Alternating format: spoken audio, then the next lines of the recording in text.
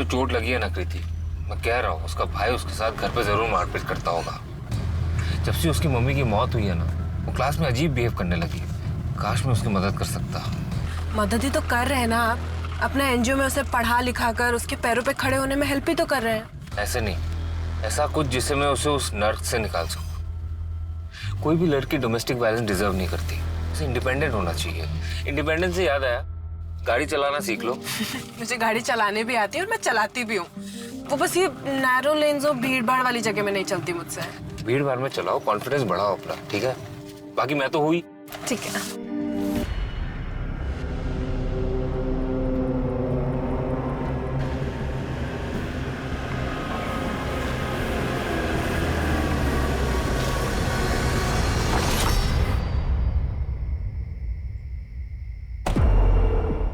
चलो बाय भैया। बाय।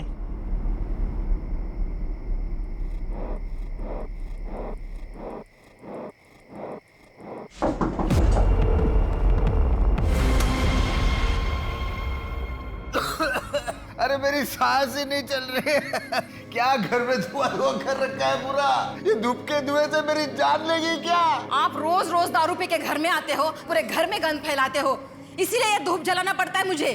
तू बेटा सुनना, जरा दही लेके आना बाजू की दुकान से। मम्मी मैं बहुत ज्यादा थक गई हूँ, अभी सोने जा रही हूँ। Good night. अरे सुनो तो, यहाँ पे किसी को मेरी कुछ पड़ी नहीं है, सब अपनी अपनी दुनिया में मस्त है। हे भगवान, ये अनुज जैसा एक अच्छा सा बेटा दे देता मुझे। जिंदगी का सबसे बड़ा झूठ है आई एम फाइन। हर कोई अपनी जिंदगी में मुसीबतों से जूझ रहा है। प्रॉब्लम बड़ी हो या छोटी, बात करना बहुत जरूरी है। हमारा मन है गुब्बारा और टेंशन है हवा। अगर हवा ज्यादा भर जाए तो गुब्बारा फट जाता है। वैसे ही अगर टेंशन ज्यादा बढ़ जाए तो सोचने की क्षमता खत्म हो जाती है और हमारा मन फट जाता है।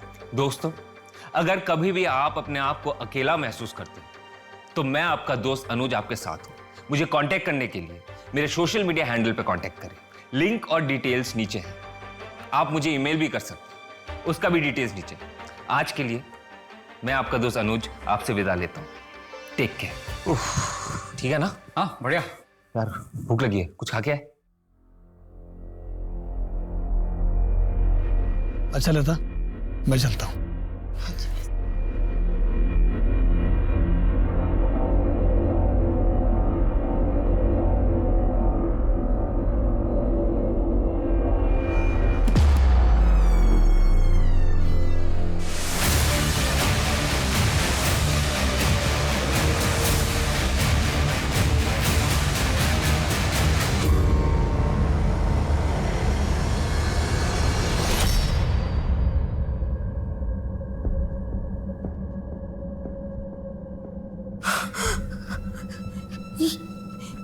ये कैसे हो गया? पता नहीं आई।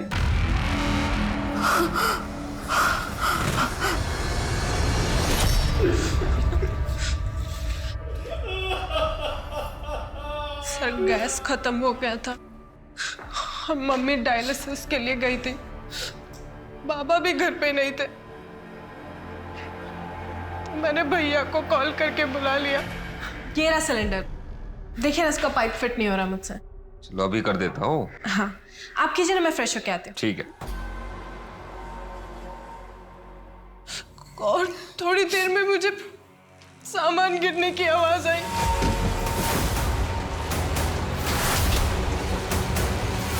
भैया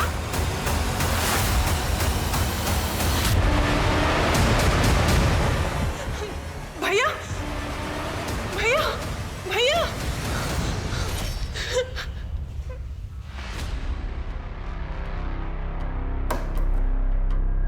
दरवाजा कब से खराब है?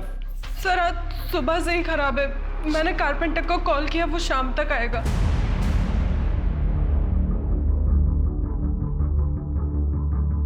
ये चाकू इसी घर का है? नहीं सर। आप हॉस्पिटल अकेली गई थी? नहीं, जेठ जी मेरे साथ आए थे। आपको किसी पर कोई शक?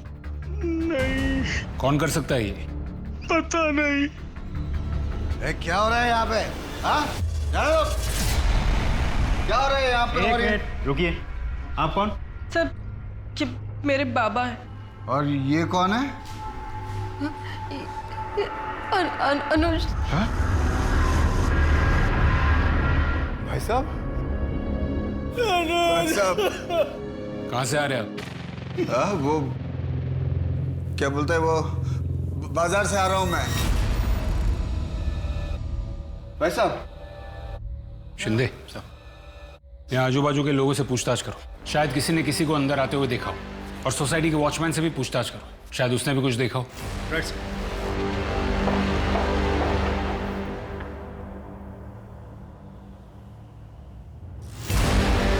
वॉचमैन, वॉचमैन, एक्सक्यूज मी, आपको पता है ये वॉचमैन कहाँ होगा? अरे ये राम सिंह पता नहीं कहाँ गया। इसका नंबर मिल सकता हाँ जी, हाँ जी। वॉचमैन का फोन ट्रैकिंग पे डालो और ऑन होते ही मुझे इन्फॉर्म करो। और उसकी बैंक डिटेल्स भी निकलवाओ और उस पर नजर रखो कि वो कोई पैसे विड्रॉ करता है या नहीं। सर। और ये फिंगरप्रिंट्स लेने के लिए फॉरेंसिक डिपार्टमेंट कब आ रहा है? सर टीम पहुंचती होगी। सर अब तक हमने एक ही तरफ की कहानी सुनी है। क्या कीर्ति पे हम इतना भरोसा कर सकते हैं कि वो हमसे सच ही बोल रही है? शिंदे, फिलहाल तो कोई भी शक के दायरे से बाहर नहीं है, कीर्ति भी नहीं। कानून सिर्फ सबूत पर भरोसा करता है। एक काम करो, अनुज की कॉल डिटेल्स निकालो। सर मेरा ब्रोकर का काम है।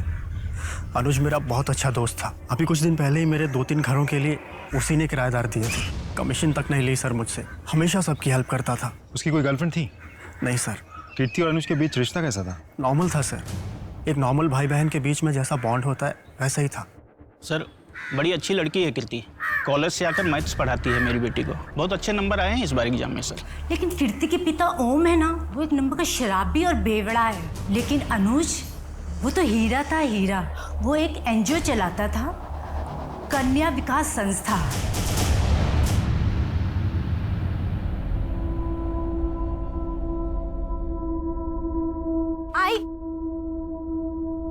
आई शाह, क्या हुआ बेटा, क्यों रो रही है ऐसे? आई मुझे आपके साथ आना है। कल से तेरे एग्जाम है ना, 3 दिन की तो बात है। जैसे तेरे मामा की शादी होगी ना, मैं नागपुर से वापस मुंबई आ जाऊंगी। नहीं आई, मुझे भी आना है आपके साथ। मुझे अकेले नहीं रहना। अरे बाबा अकेले कहाँ है, बाबा है ना यहाँ तेरे साथ। सुन, जाने दे आई को। अच्छा है, कोई डांटने वाला नहीं है। हम लोग बहुत मस्ती करेंगे, खेलेंगे, आइसक्रीम खाएंगे, है ना? और मैं जल्दी आ जाऊंगी, 3 दिन की बात है, ठीक है? आप ध्यान रखो है इसका। चलती हो। चलिए भैया, बाय। सुन, 2-3 दिन की बात है और मैं हूं ना तेरे साथ, तेरा बाबा। चल। सर, फॉरेंसिक रिपोर्ट में मेन डोर पे जो फिंगरप्रिंट्स मिले हैं, घर वालों में से किसी की भी नहीं हो। इसका मतलब कीर्ति सच कह रही थी। भैया जब किचन में थे तो मैं नहाने के लिए चली गई और थोड़ी देर में मुझे सामान गिरने की आवाज आई। घर में जरूर कोई घुसा था। और सर पोस्टमार्टम रिपोर्ट के हिसाब से चाकू से अनुज पर 12 वार किए गए हैं। 12 वार? सर, इसका मतलब साफ है शिंदे, उन्हीं जो कोई भी है वो अनुज से बहुत गुस्सा था। एक और बात सर, ये वॉचमैन राम सिंह की बैंक अकाउंट डिटेल्स चेक की है मैंने। कुछ ही घंटों पहले उसने 75,000 रुपए कैश विड्रॉ किए एटीएम से। 75,000 कैश? सर, इतने रुपयों की उसे क्या जरूरत आ पड़ी? सोसाइटी में बात करो और इसके बारे में पता करो। सर,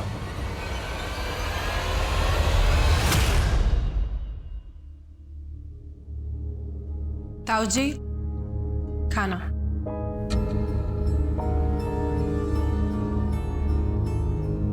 ताऊ जी आप हमारे साथ क्यों नहीं शिफ्ट हो जाते? कब तक ऐसे अकेले रहेंगे? मैं यहाँ ठीक हूँ बेटा। अच्छा खाना खा लीजिए ना, ठंडा हो जाएगा। खा लूंगा।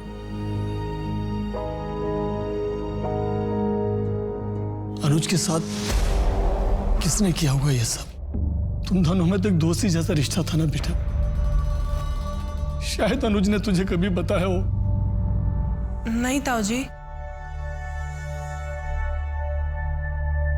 ताऊ जी। बेटा, मैं एक रिक्वेस्ट करना चाहता हूँ तुझसे। बोलिए ना। एनजीओ शुरू किया था अनुज की मम्मी ने, और उसके जाने के बाद अनुज ही संभालता था उसे। मेरी एक रिक्वेस्ट है बेटा, एनजीओ को तू संभाल ले। ताऊ जी लेकिन मैं कैसे कर पाऊंगी ये सब? कर पाएगी बेटा, मेरा विश्वास है तू कर पाएगी। करेगी ना? बोल। ये लो क्या पी रहे हो तुम लोग? हाँ तुम लोग रोज बोलते थे ना मैं तुमको कभी नहीं पिलाता हूँ। ये लो आज मेरी तरफ से, वो भी अंग्रेजी वाली। ये मार, ये देख।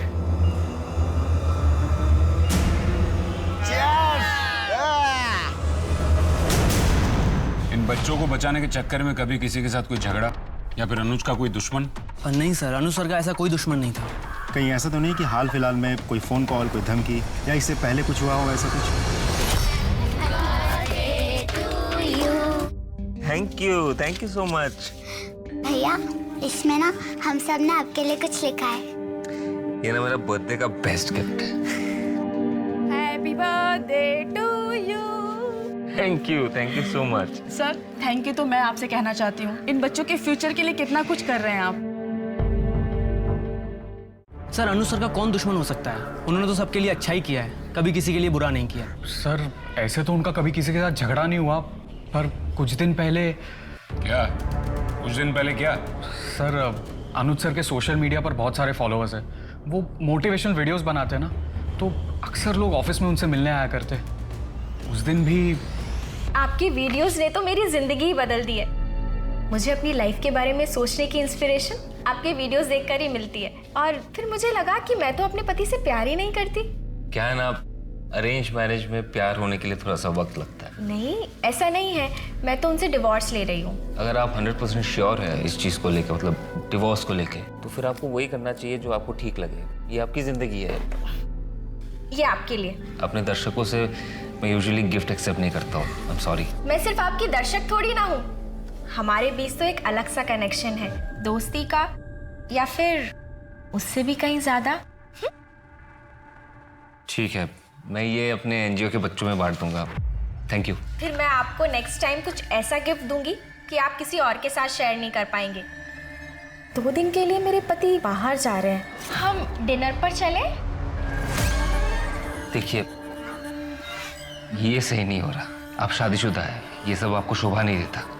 पर मैं सर आपको वो मीटिंग के लिए जाना था ना? हाँ। बाय। उस दिन के बाद भी उस लड़की ने सर को बार बार कॉल करके परेशान कर दिया। अनुज सर के लगातार मना करने के बाद भी उस लड़की ने सर के साथ कॉल पर गाली गलौज तक की।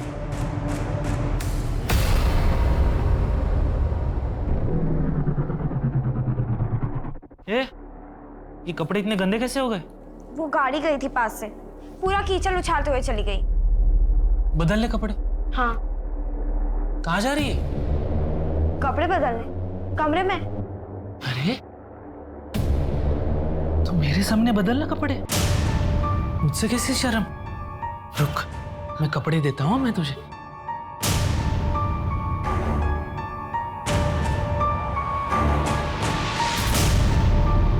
ये ले, बदल ले मेरे सामने।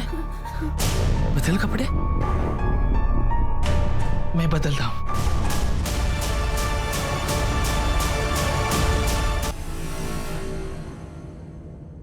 सर उस वॉचमैन राम सिंह के बारे में कुछ पता चला है। इस आदमी को इससे पहले 3 नौकरियों से निकाला गया है। इसके झगड़ालू स्वभाव की वजह से ये कहीं भी जाता है, लड़ाई करता है, झगड़ा करता है। एक और बात सर, इसके खिलाफ एक पुलिस कंप्लेंट भी है। एक आदमी को बहुत बुरी तरह से पीटा था इसने।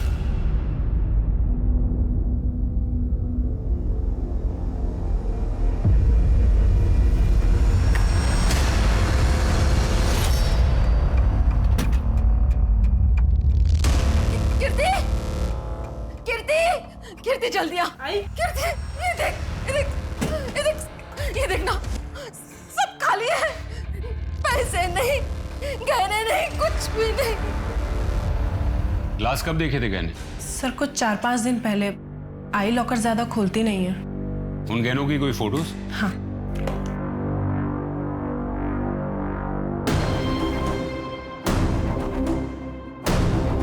सर ठीक है, आप लोग जा सकते हैं, हम इसके बारे में पता करते हैं। जी। सर गहनों का गायब होना और अनुज के मर्डर के बीच कोई कनेक्शन तो नहीं है?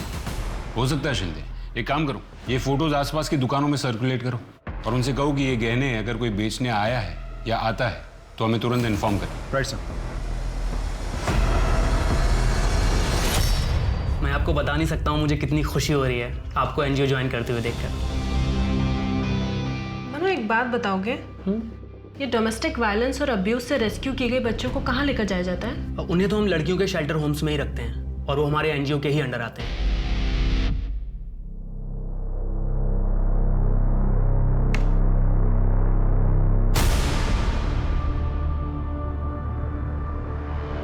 जली हुई रोटी। पिछली बार जो तुझे दर्द दिया था भूल गई क्या? जो आज फिर से मुझे जली हुई रोटी खिला रही है? देख, गेट पे कौन है? हाय रितु, किया था आपका? मेरा नाम अनुज है, कन्या विकास संस्था से आऊं। हमें सरकार ने अपॉइंट किया रितु को ले जाने के लिए। क्यों? क्यों ले आना? क्योंकि तुम रितु के साथ बुरा बर्ताव करते हो। बहन है मेरी वो, और देखता हूँ कौन और कैसे लेके जाता है। लड़ाई करोगे हमसे? करो, सब रिकॉर्ड हो रहा है। सिविल केस तो लग ही गया है तुम्हारे ऊपर, अब क्रिमिनल केस भी लगेगा, लंबा अंदर जाओगे। रितु, बेटा इधर आओ। रितु, कहीं नहीं जाओगे तुम। डरो मत। देख लूंगा तुम सबको। देखेगी तो पुलिस तुमको, कल आएगी तुम्हारी खातिरदारी करने। चल चल।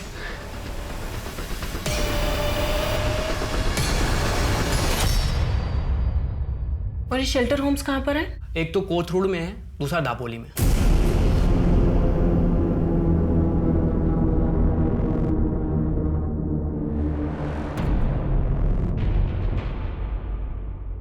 शर्म नहीं आई तुझे? बता बता, कहाँ मुंह काला करके आई है? छोड़ूंगी नहीं मैं तुझे। शर्म नहीं आई तुझे? हाँ, नाक लगा के रखती है तूने, छोड़ूंगी नहीं। क्यों मारी है उसे? अरे इससे पूछो क्यों मार रही हूँ? मुंह काला करके आई है ये, पेट से आई है। तुझे तो ना मैं बताऊं। अरे रुको, गुस्सा करके क्या होगा? अरे कैसे बाप हो तुम? तुम्हें शर्म आनी चाहिए। तुम्हारी बेटी मुंह काला करके बैठी है और तुम्हें कोई फर्क ही नहीं पड़ रहा है। रुको, मैं देखता हूँ, मैं संभालूंगा। गुस्सा करके कोई मतलब नहीं है, बस।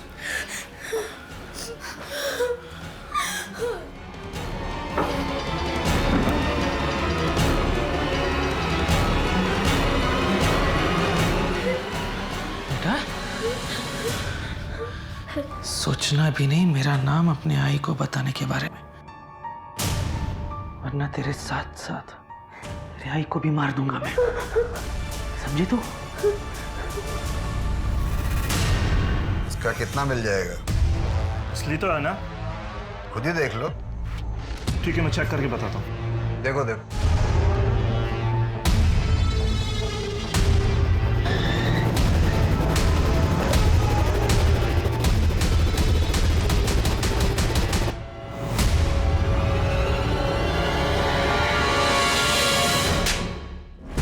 कई घर में चोरी क्यों की तूने? साहब, जरूरत थी पैसों की। मेरे घर में कोई सीधे मुंह बात तक नहीं करता है मुझसे। बड़े भैया भी पैसा ला करके लता के हाथ में देते हैं। तुझे दारू के लिए पैसों की जरूरत थी ना? हाँ थी ना। मैं दारू पीता हूँ तो मेरे को सब बुरा समझता है। हाँ हूँ बुरा साहब, हूँ। कम से कम अनुज के जैसा दिखावा तो नहीं करता अच्छा होने का। क्या मतलब? मतलब उसका चक्कर चल रहा था।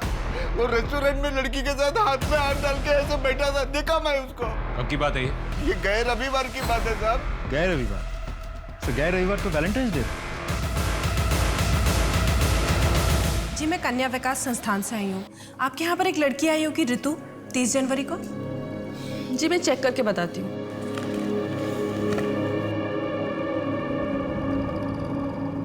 नहीं, ऋतु नाम की तो कोई लड़की नहीं आई है। शायद कोटरूड वाले शेल्टर होम ले गए हूँ। नहीं, वहाँ तो मैं पहले ही देख कर आई हूँ, वहाँ तो नहीं है। कहाँ गई होगी?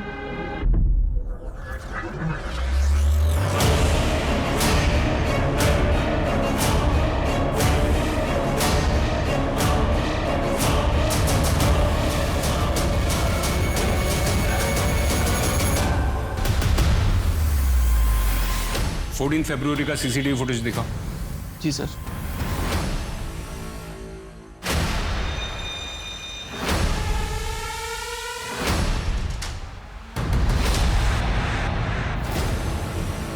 या अंदर का सीसीटीवी फुटेज दिखाओ। सर कुछ दिन पहले ही कैमरा खराब हुआ है। ठीक है, थोड़ी देर के बाद वो लोग बाहर तो निकले होंगे ना, बाहर की फुटेज दिखाओ। Yes sir.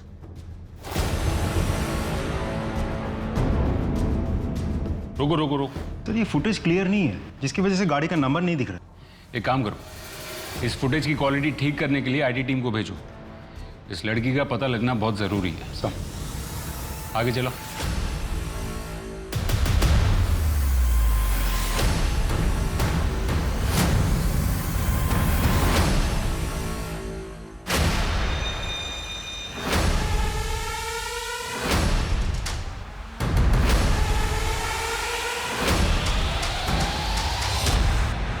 ये कौन है? सर ये तो दिनेश है, पास में ही रहता है सर। देखो, प्यार से पूछ रहे हैं तो बता दो, क्या हुआ था तुम्हारे और अनुज के बीच? क्या हुआ? कुछ नहीं हुआ तृप्ति, वो इंस्पेक्टर साहब को कुछ गलतफहमी हो गई थी। तृप्ति? हाँ। क्या तुम वही तृप्ति हो जो अनुज के ऑफिस उससे मिलने आई थी? तुम उससे मिलने गई थी? हाँ तो क्या, वैसे भी मैं तुमसे डिवोर्स ले रही हूँ। सर इसीलिए गया था मैं उस अनुज के पास। सर उसने मेरी शादीशुदा जिंदगी को तबाह कर रखा है और उसी की वजह से ये मुझसे तलाक तक ले रही है। और इसीलिए तुम झगड़ने वहां पहुंचे थे? सर मैं परेशान हो चुकी हूँ इस आदमी से। अनुज ने पुलिस कंप्लेंट की है ना इसकी। अच्छा किया, ले जाइए इसे, डाल दीजिए जेल में। जेल में कोई ना कोई जाएगा, ये बात तो पक्की है, क्योंकि अनुज का मर्डर हो चुका है।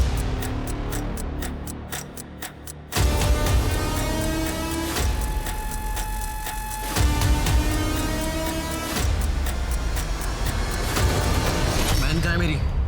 मुझे पता लग गया कि तुम्हें किसी सरकार ने नहीं भेजा था। छोड़ो मुझे। बहन कहाँ है मेरी? बचाओ, बचाओ मुझे। क्या हुआ? क्यों छेड़ रहे हो उसको? ये अपना काम करना। ये आदमी पता नहीं कौन है, मेरा रेप करने की कोशिश कर रहा है। सर, उस स्कूटी का पता चल गया है, वो किसी श्रुति सिंह के नाम पर रजिस्टर्ड है, एड्रेस भी मिल गया है। गुड, चलो। सब ये चोट कैसे लगी? वो मैं गिर गई थी। आप और अनुज कब से एक साथ थे? यही कुछ साल भर से। साल भर से? कमाल है। अनुज ने कभी आपके बारे में उसके दोस्तों से या फैमिली मेंबर से बात नहीं की?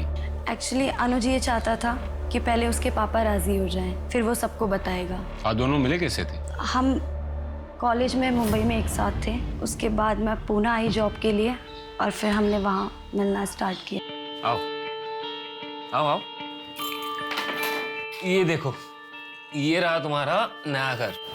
कैसा लगा? घर तो बहुत अच्छा है। थैंक यू सो मच यार। थैंक यू बोलने की कोई जरूरत नहीं है। एक्चुअली क्या है ना, मेरा दोस्त ब्रोकर है। अच्छा, तुम्हारी कोई गर्लफ्रेंड है? एक्चुअली मैं शादीशुदा हूँ, मेरा एक बेटा भी है। ओके।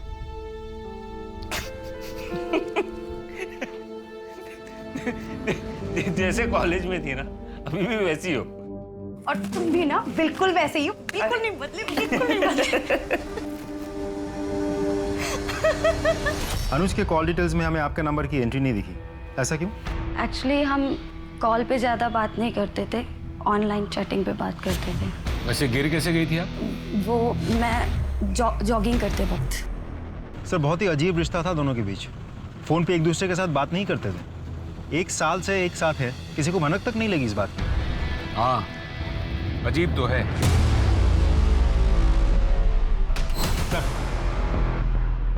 वॉचमैन राम सिंह ने छपरा के एक एटीएम से पैसे विथड्रॉ किए। छपरा में ही उसका परमानेंट एड्रेस भी है। बिहार पुलिस से कांटेक्ट करो और उनसे कहो कि उस लोकेशन पे रेड करें। Right sir.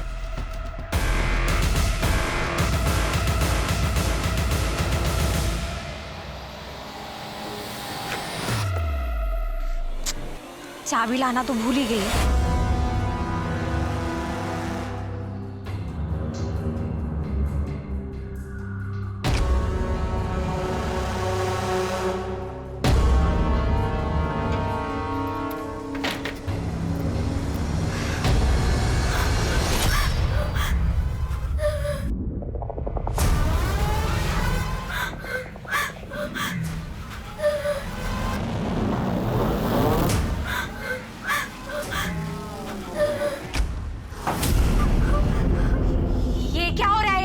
कुछ नहीं, वो बस वो फिसल गई थी, बाकी कुछ नहीं।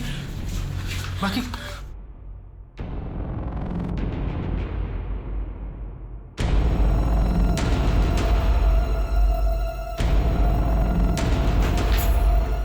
ये क्या कर रहे थे तुम? मैं अरे कुछ नहीं लक्ष्मी, बस झूठ मत बोलो। क्या कर रही थी तुम? कुछ नहीं लक्ष्मी। छोड़ूंगी नहीं तुम्हें मैं। लक्ष्मी मैं छोड़ूंगी नहीं।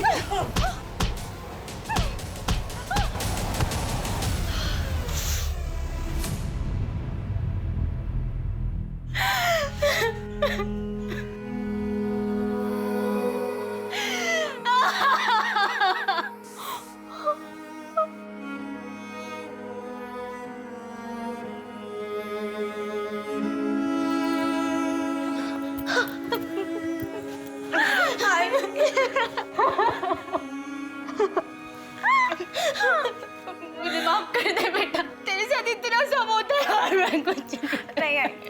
आपकी कोई गलती नहीं।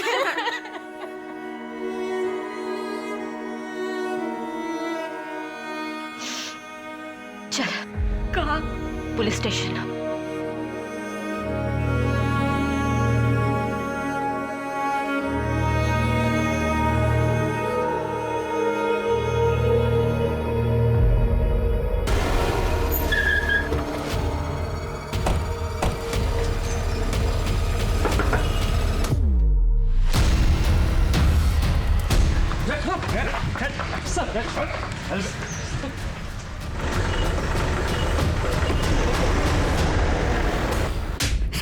सच बोल, सच बोल। साहब, हमने अनुज बाबा को नहीं मारा था, वो अच्छे आदमी थे, उनको मारकर भला उनको काम मिलेगा साहब। पुलिस से भाग क्यों रहा था? क्यों भाग रहा था? गरीब आदमी उठ डर गया था। पहले ही बिहार में एक केस चल रहा था हम पर, और पुणे में भी केस हो जाता तो हमको काम नहीं मिलता साहब। तूने खून किया ही नहीं, तो खून होने के तुरंत बाद ही क्यों भागा तू? खबर फैलने से पहले तुझे पता चल गया कि मर्डर हुआ है। कैसे? तूने किया ही नहीं तो तुझे कैसे पता? वो क्या था कि पुलिस को हमने सोसाइटी में आते देख लिया, और सोसाइटी में भी यही बातें हो रही थी, इसलिए भाग गया साहब। अचानक 75,000 रुपए निकालने की क्या जरूरत पड़ गई थी तुझे? काफी लोगों के उधार चुकाने थे साहब, इसलिए मैंने पैसे निकाले, सोचा सबका कर्जा चुकता कर दूं। अच्छा ठीक है, तू सच बोल रहा है झूठ इसका अभी पता चल जाएगा। इसके फिंगरप्रिंट्स लो। क्यों साहब? क्यों? अभी तो तू कह रहा था ना तेरा ऐसे कोई लेना देना नहीं है, फिर उंगलियों के निशान देने में इतना घबरा क्यों रहा है? ये क्या कर रहे हैं आप? चल अंगूठा डाल, डाल। साहब रुकिए साहब, हम बताते हैं साहब। उस दिन हम सोसाइटी में ही थे, ड्यूटी पे था, तभी कुछ टूटने और फूटने की आवाजें सुनाई दी। वही आवाज सुनकर मैं वहां पहुंच गया था साहब। बाकी मैंने मर्डर नहीं किया, मैं सच बोल रहा हूँ साहब। तूने मर्डर नहीं किया तो किसने किया? बोल।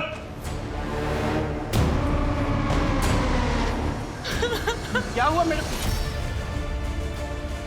मैडम ये कैसे हुआ?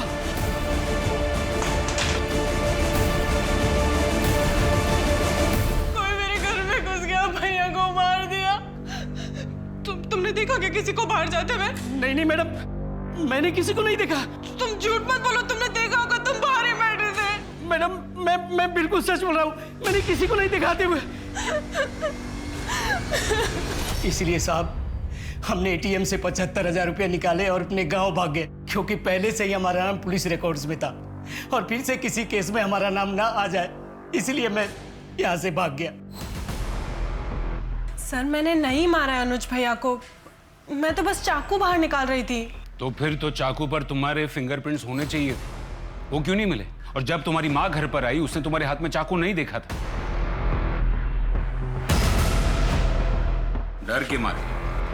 डर के मारे तुमने कपड़े से साफ करके फिंगरप्रिंट्स मिटा दिए। क्यों? जब मारा ही नहीं तो सबूत क्यों मिटाए? सर आप ऐसे ही हवा में इल्जाम लगा रहे हैं, कोई सबूत है आपके पास? एक नई बात सामने आई। सर ये आदमी एनजीओ में घुसा है और वहां पर हंगामा कर रहा था। तो क्यों ना करो हंगामा? तुम्हारा अनुज मेरी बहन को लेके गया था, कहाँ है वो? सर ये बात इससे 10 बार कह चुका हूँ। सर इसकी बहन का नाम हमारे रिकॉर्ड्स में नहीं है, और अगर वो सर हमारे एनजीओ आई भी होती तो हम उसे शेल्टर होम भेजते। पुणे में 2 शेल्टर होम है और मैंने दोनों जगह बात की है। इसकी बहन ऋतु का नाम वहां भी नहीं है।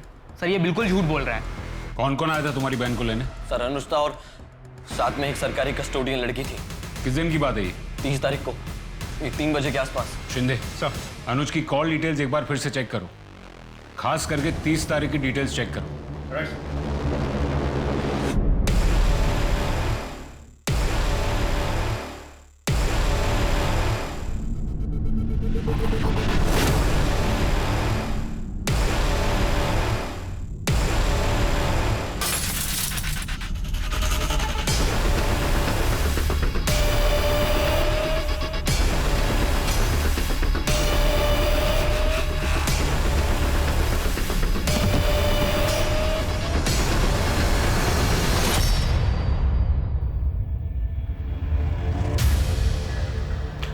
अनुज की कॉल डिटेल से हमें पता चलता है कि 30 तारीख को दोपहर 3:30 बजे के आसपास तुम्हारी उसके साथ बात हुई थी। क्या बात हुई थी? काफ़ी पुरानी बात है सर, मुझे ठीक से याद नहीं है। हम याद दिलाते हैं। किसी लड़की के बारे में बात हुई थी तुम्हारी? लड़की?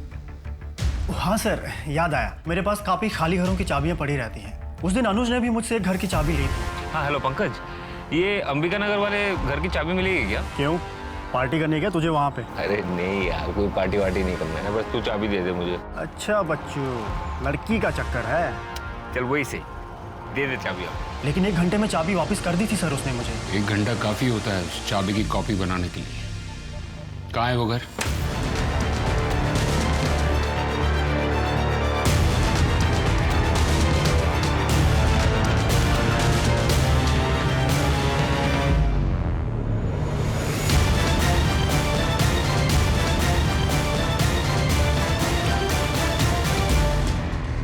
बेटा अनुज भैया तुमको उस दिन घर से लेकर गए, उसके बाद क्या हुआ? अनुज भैया, वो मैं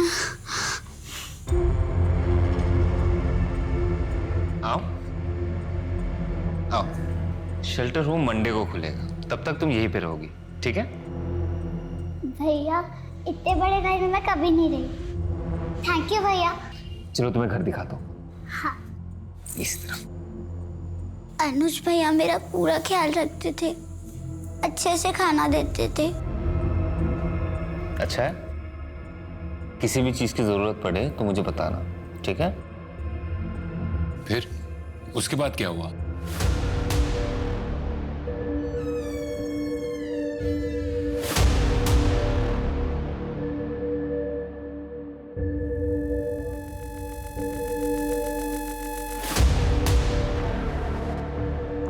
कौन है?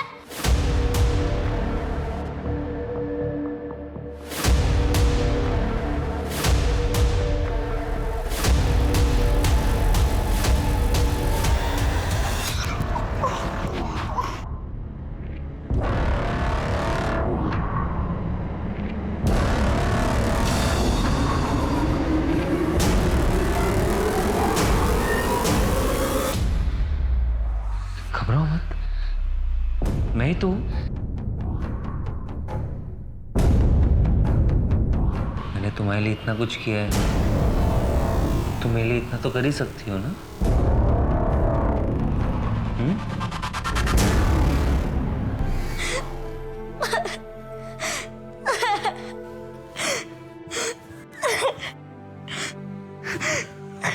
हमने अभी अभी रितु को एक खाली घर से रेस्क्यू किया है। तुम तो जानती हो ना रितु को? रितु ने हमें बताया कि अनुज ने उसे फिजिकली मोलेस्ट किया था। तुम्हें कुछ कहना है इसके बारे में? क्या तुम इन सब में डायरेक्टली या इनडायरेक्टली इन्वॉल्व थी? तुम भी तो थी ना रितु को उसके भाई के घर से बाहर निकालने में? बताओ कीर्ति, तुमने अनुज का खून क्यों किया? सर आप अभी भी हवा में इल्जाम लगा रहे हैं। आपको पहले भी बोल चुके हैं, मैंने अनुज भैया को नहीं मारा है। बाकी अगर कोई सबूत है आपके पास तो दिखाइए। सबूत नहीं है, आई विटनेस है, जिसने तुम्हें मर्डर वेपन हाथ में पकड़े हुए देखा था और फिर तुमने उस वेपन पर से अपने फिंगरप्रिंट्स मिटा दिए। इसलिए सबूत न होने के कारण तुम पर मर्डर तो नहीं, लेकिन मर्डर वेपन के साथ छेड़छाड़ करने का केस तो बनता है। और जब तक ये केस कोर्ट में नहीं जाता तुमको यहीं रहना होगा।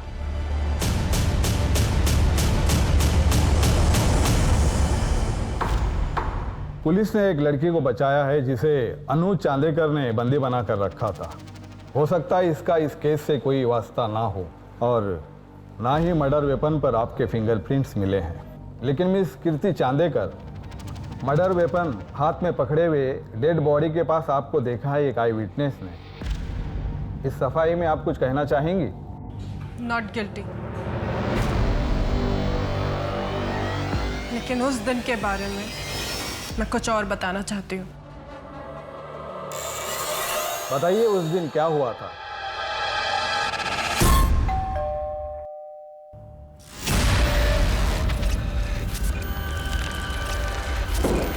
काकी का है?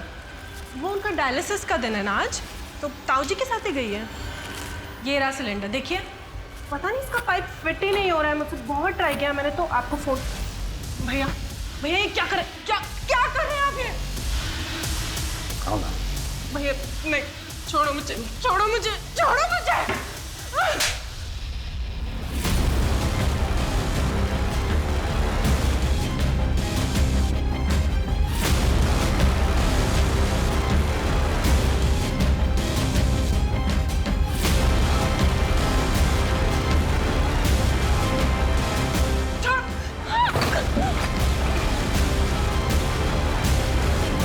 भैया प्लीज प्लीज मुझे जाने दो, प्लीज छोड़ दो। क्या हो गया तुझे? हाँ? क्यों भाग रही है मुझसे? हाँ? भैया नहीं, नहीं, छोड़ो, पास आ। छोड़ो, छोड़ो मुझे।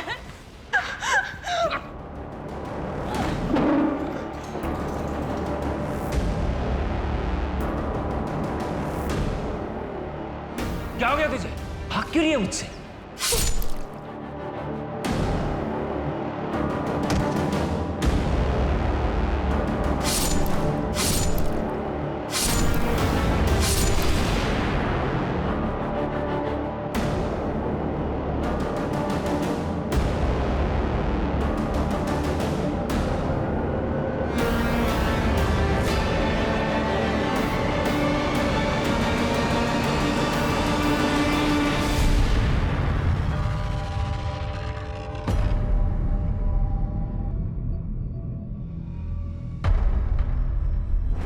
कमाल है, हम उसे पूछते रहे तब वो यही कहती रही कि उसने अनुज का खून नहीं किया। अब यहाँ कोर्ट में उसने सब कबूल कर लिया। पता नहीं कीर्ति ऐसा क्यों बोल रही है। मेरा बेटा अनुज कभी भी ऐसा नहीं कर सकता। सिर्फ कीर्ति नहीं, अनुज भी कितना शरीफ है, इस बात को साबित करने के लिए एक और सबूत है हमारे पास। मतलब? एक लड़की की ऐसी हालत है कि वो हॉस्पिटल में, तो दूसरी बदनामी के डर से इतनी सहम गई है कि अब भी अनुज के मरने के बाद भी वो लोगों से यही कहती है कि वो अनुज की गर्लफ्रेंड थी, जबकि हकीकत ये है कि वो भी कीर्ति की ही तरह अनुज की दरिंदगी का शिकार थी। नहीं नहीं, ये क्या बात करें इंस्पेक्टर साहब आप। अनुज बहुत अच्छा लड़का था, कीर्ति का इतना ख्याल करता था। कीर्ति का क्या, हम सबका ख्याल रखता था। अनुज तो अनजाने लोगों की भी मदद किया करता था। कीर्ति झूठ बोल रही है। कमाल है, आप कीर्ति की माँ है, वो कह रही है कि उसके ऊपर रेप अटेम्प्ट हुआ है और आपको उसकी बात पर यकीन नहीं। क्यों? क्योंकि हमें कीर्ति से ज्यादा अनुज पे विश्वास था। कीर्ति की झूठ बोलने की आदत से हम परेशान हो चुके थे। कॉलेज जाने वाली छोटी छोटी बातों को लेके भी वो झूठ बोला करती थी हमसे। देखिए, बच्चे तो ऐसी बातों में अक्सर झूठ बोल ही देते हैं। इसका मतलब ये नहीं कि वो अभी झूठ बोल रही हो। लेकिन ये एक बार नहीं, कई बार हो चुका है इंस्पेक्टर साहब। एक बार हमारे घर में एक मजदूर आया था, उससे लोगों से उसने ये कहकर पिटवाया कि वो उसे घूर रहा है। आप ही बताइए, कीर्ति की बातों पे विश्वास कैसे करें? लगभग 1 महीने से ज्यादा ये केस कोर्ट में अटका रहा। जब बात रेप की होती है, मॉलेस्टेशन की होती है, तो समाज की सोच ही उलट जाती है। जहां किसी और केस में गुनहगार से सवाल किए जाते हैं, वहीं जब बात हो रेप की तो उस पीड़ित औरत से सवाल किए जाने लगते हैं। उल्टा उस लड़की पर ही दोष लगने लगते हैं कि उसने कुछ किया होगा, उसने उकसाया होगा, गलत कपड़े पहने होंगे, गलत टाइम पर घर से निकली होगी, वगैरह वगैरह। इसी के चलते भारतीय न्याय प्रणाली में औरतों के खिलाफ हो रहे रेप्स, बढ़ते हुए अपराधों को लेकर ठोस कानून बनाए गए हैं। लेकिन कई बार लोग इन्हीं कानूनों का गलत इस्तेमाल करते हैं, जिससे सही और गलत में अंतर करना मुश्किल हो जाता है।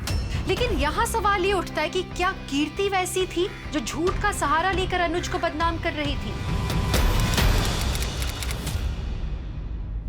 आप ये कह रहे हैं कि अनूप चांदेकर काफी सालों से आप पर रेप करते आए हैं? जी सर। सर मैं 13 साल की थी, तब से वो ये सब करते आए मेरे साथ। मेरा 13th बर्थडे था, तब उन्होंने सबसे पहले। भैया हम कहाँ जा रहे हैं? भैया भैया रुको ना, कहाँ जा रहे हैं हम? बोलो ना।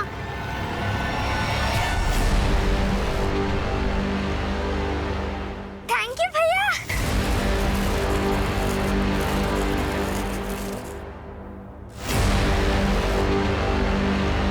बहुत सुंदर है। पहन के दिखा। घर पहुंच के। नहीं, अभी यही। नहीं छोड़ो भैया, दुख है। जैसा मैंने कहा, अगर वैसा नहीं किया तो इससे ज्यादा दर्द होगा।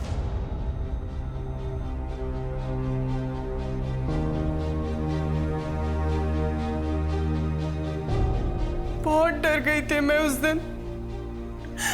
अगले 4 साल तक वो बार बार मेरा रेप करते रहे।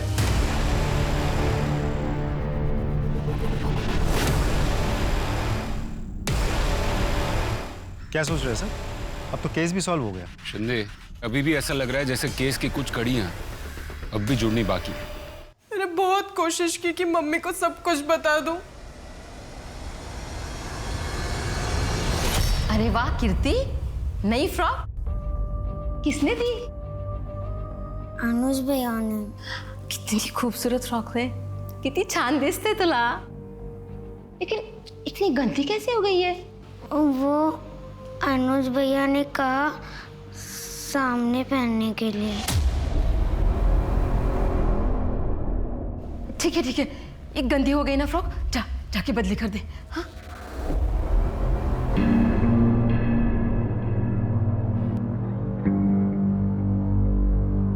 अनुज भैया के पास मेरे फोटोज थे। अगर ये बात मैं किसी को भी बताती तो वो फोटोज ऑनलाइन डाल देते।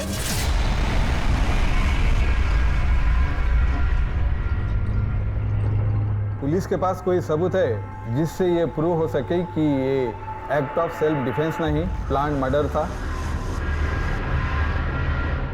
नहीं मिला। अभी कुछ ही समय पहले सेल्फ डिफेंस का ऐसा ही एक केस मुंबई में सामने आया था, जिसमें एक औरत ने अपने ही पति को मार दिया था जब उसने उसे खुद के बेटी के साथ रेप करते हुए पकड़ लिया था। लेकिन सेक्शन 100 के तहत वो औरत बेगुनाह साबित हुई थी। यहाँ की सारी दलीलें सुनने के बाद एक्ट ऑफ सेल्फ डिफेंस के चलते सेक्शन 100 के तहत कोर्ट कीर्ति चांदेकर को बाइज्जत बरी करती है।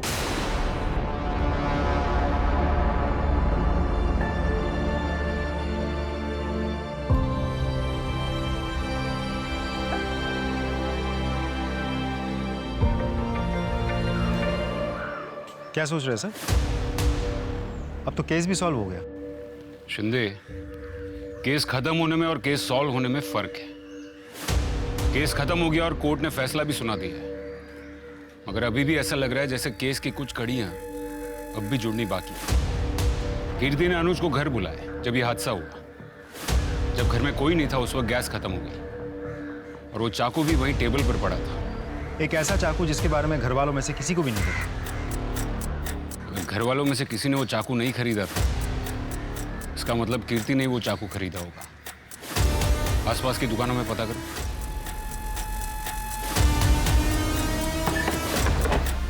साहब कुछ याद नहीं, कौन और कब ले गया था? फोटो चेक कीजिए।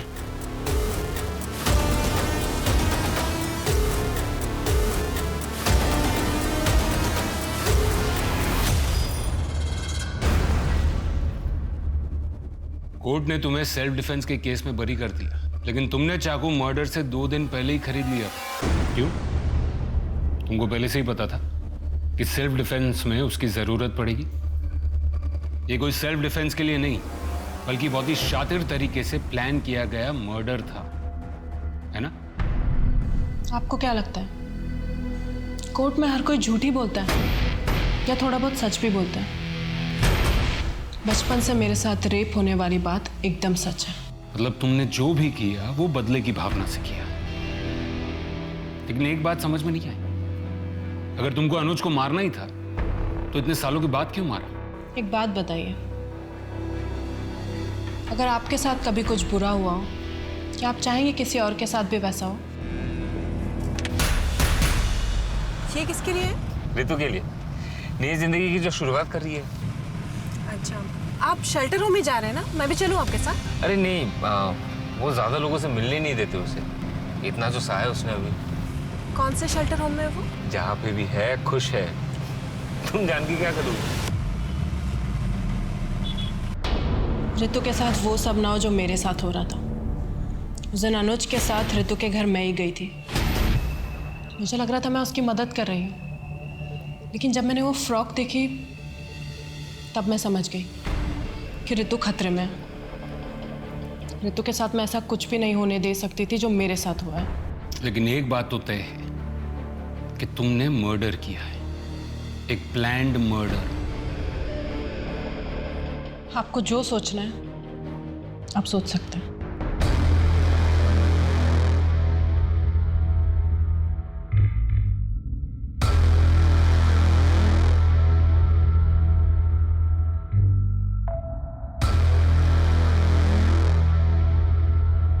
कानून जज्बातों पे नहीं चलता, लेकिन पुलिस वाले इंसान ही तो हैं।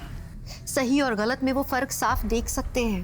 कीर्ति ने खून किया, लेकिन उसके पीछे उसका इंटेंशन किसी की जान बचाने का था, सेल्फ डिफेंस नहीं, लेकिन डिफेंस तो था। अनुज जैसे दरिंदे अपने नापाक इरादे को पूरा करने के लिए हमेशा मौके की तलाश में रहते हैं, लेकिन हमें उनसे सतर्क रहना चाहिए। कानून के दायरे में रहते हुए हमें सही कदम उठाना चाहिए। अपने हो या पराये, आप सबसे सुरक्षित रहिए, अपना ख्याल रखिए। इसी के साथ मैं दिव्यांका त्रिपाठी दहिया लेती हूँ आपसे विदा। फिर मिलूंगी अगले केस के साथ। आप देखते रहिए क्राइम पेट्रोल सतर्क।